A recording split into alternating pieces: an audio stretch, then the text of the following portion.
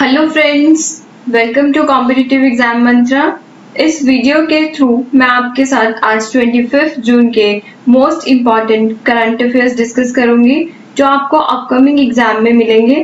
Friends, video को start करने से पहले चैनल को सब्सक्राइब कर लें और बेल आइकन को प्रेस करें ताकि आपको हमारे next videos time to time मिलती रहे। सो फ्रेंड्स, स्टार्ट करते हैं हमारे आज के questions.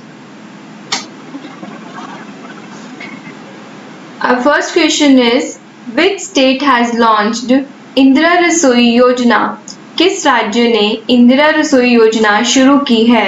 So its correct answer is option 1, Rajasthan. Friends, इसके कुछ इंपॉर्टेंट फैक्ट्स डिस्कस कर लेते हैं। राजस्थान के मुख्यमंत्री अशोक गहलोत द्वारा इंदिरा रसोई योजना शुरू करने का ऐलान किया गया। इस योजना के माध्यम से राज्य के गरीब एवं निर्धन लोगों को सस्ते दामों पर पौष्टिक भोजन परोसा जाए, इसकी व्यवस्था की जाएगी। इस योजना पर प्रति वर्ष 100 करोड़ रुपए खर्च किए जाएंगे। Our next question is, which of the following is the China's navigation satellite? चीन का नेविगेशन उपग्रह निम्नलिखित में से कौन सा है? So its answer is option 2, Beidou। चलिए इसकी कुछ इंपॉर्टेंट फैक्ट्स डिस्कस कर लेते हैं। चीन ने अमेरिका के जीपीएस नेटवर्क के मुकाबले तैयार किए गए Beidou navigation satellite system BDS का अंतिम सैटेलाइट लॉन्च किया है। बाइडू को लॉन्च करने का उद्देश्य अमेरिका के ग्लोबल पोजीशनिंग सिस्टम GPS, रूस के ग्लोनास और यूरोपियन संघ के गैलीलियो को टक्कर देना है। फ्रेंड्स, ये बहुत इंपॉर्टेंट क्वेश्चन है। आप इन सबके ग्लोबल पोजीशनिंग नेटवर्क सिस्टम को लर्न कर लीजिए।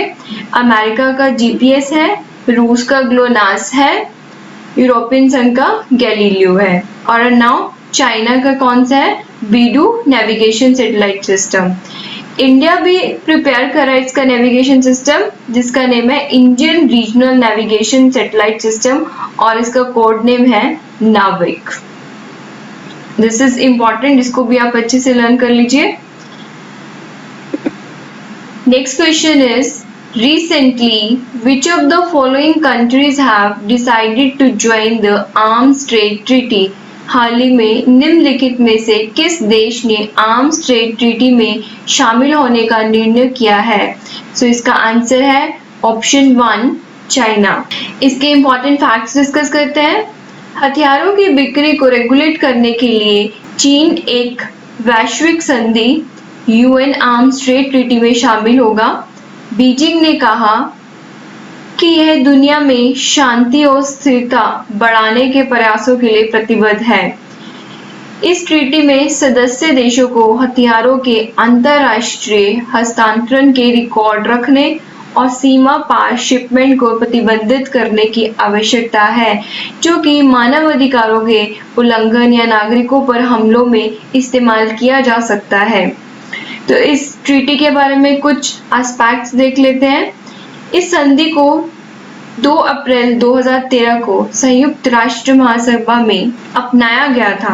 यह 24 दिसंबर 2014 में लागू हुआ। अमेरिकी राष्ट्रपति ट्रंप ने अप्रैल 2019 में घोषणा की कि अमेरिका कभी भी इस ट्रीटी को रेक्टिफाई नहीं करेगा। अमेरिका ने ओबामा एडमिनिस्ट्रेशन के अंडर इस पे साइन जरूर किए थे लेकिन इसको रेटिफाई नहीं किया था। चलिए नेक्स्ट क्वेश्चन डिस्कस करते हैं। Which of the following has become the first country to conduct national elections in Europe since कोविड-19 पैंडेमिक आउटब्रेक? कोविड-19 महामारी के प्रकोप के बाद यूरोप में राष्ट्रीय चुनाव कराने वाला पहला देश कौन सा बन गया है? सो इसका आंसर है ऑप्शन 2, सर्बिया। मार्च 2020 में कोविड-19 महामारी फैलने के बाद से सर्बिया 21 जून 2020 को यूरोप में नेशनल इलेक्शंस कंडक्ट करने वाला पहला देश बन गया है। Our next question is, recently which of the following country dissolved its parliament? हाल ही में निम्न में से किस देश ने अपनी संसद को भंग कर दिया? Answer is option 1 Singapore. Let's discuss some facts. Singapore के राष्ट्रपति हलीम याकूब ने सिंगापुर की चल रही 13वीं संसद को भंग कर दिया है। सिंगापुर के चुनाव विभाग ने 23 जून 2020 को घोषणा की कि 2020 का जनरल इलेक्शंस 10 जुलाई 2020 को होंगे। चलिए नेक्स्ट क्वेश्चन डिस्कस करते हैं। Which country has withdrawn it's bid from 2023 FIFA women's world cup? किस देश ने महिलाओं के विश्व कप 2030 से अपनी उम्मीदवारी वापस ले ली है? So it's correct answer is option 2 Japan. Let's discuss some important facts. Japan Football Association ने 2023 फीफा महिला विश्व कप की मेजबानी के लिए अपनी उम्मीदवारी वापस ले ली है। ओलंपिक और विश्व कप महिलाओं के टूर्नामेंट में एक ही टीम होती है। इस बात को लेकर चिंता थी कि क्या 2 साल में 2 बार महिला टूर्नामेंट की मेजबानी करना सही होगा या नहीं होगा। इस फैसले से जापान अब नेक्स्ट ईयर को में होने वाले टोक्यो ओलंपिक और वी लीग को सफल बनाने पर ज्यादा ध्यान केंद्रित कर पाएगा। Next question is, recently which Indian bridge has collapsed near Sino Indian border? हाल ही में कौन सा भारतीय पुल चीन भारतीय सीमा के पास ढह गया है?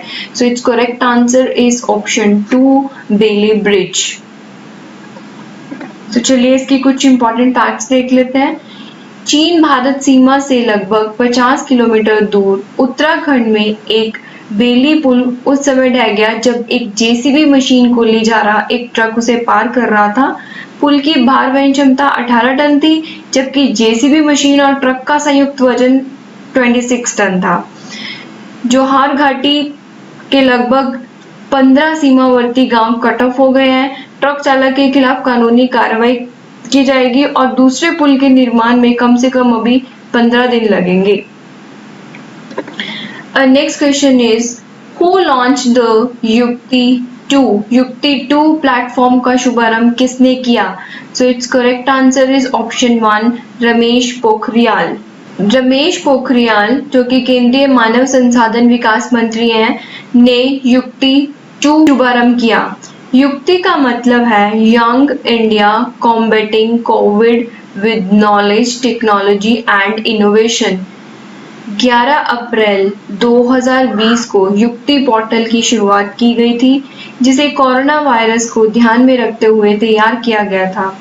युक्ति पोर्टल को कोविड-19 की चुनौतियों के विभिन्न आयामों को व्यापक और समग्र तरीके से कवर करने के उद्देश्य से लॉन्च किया गया है। Our next question is, which nation will be holding a limited Hajj pilgrimage in 2020? 2020 में किस देश में सीमित लिमिटेड लेवल पर हज यात्रा होगी? So answer is correct option is option 3 Saudi Arabia. Saudi Arabia ने कोरोना वायरस के कारण ओनली अराउंड 1000 पिलग्रिम्स को इस साल हज के लिए अलाउ किया है, और वो भी जिनकी एज 65 इयर्स के बिलो है और उन्हें कोई क्रॉनिक इलनेस नहीं है।